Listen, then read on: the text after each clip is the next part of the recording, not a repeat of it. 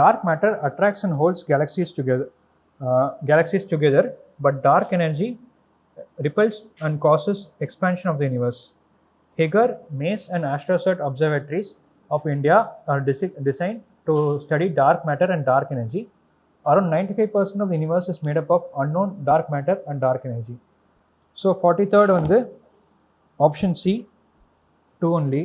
Which of the above not correct கேட்டிருக்காங்க. So 2 மட்டும் தான் இது நாட் கரெக்டு. ஆப்ஷன் 1 and 3 வந்து கரெக்டு.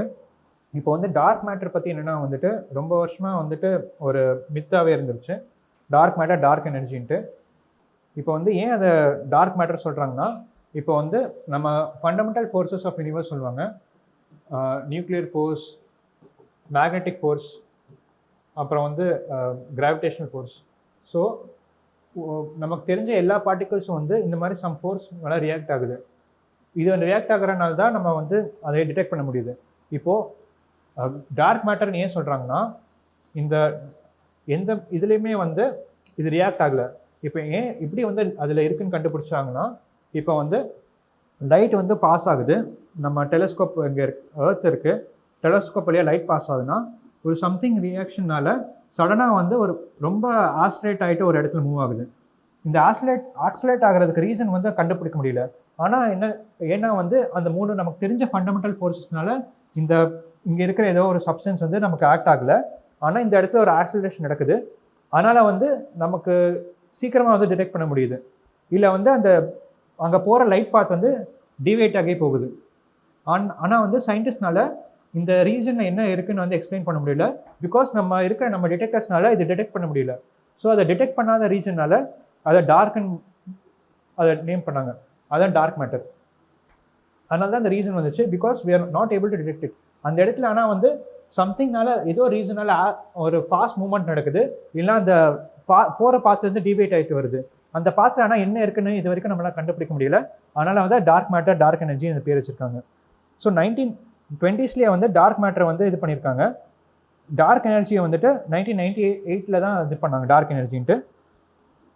நம்ம யூனிவர்ஸில் வந்து 68% வந்து டார்க் மேட்டர் தான் இருக்குன்னு சொல்கிறாங்க.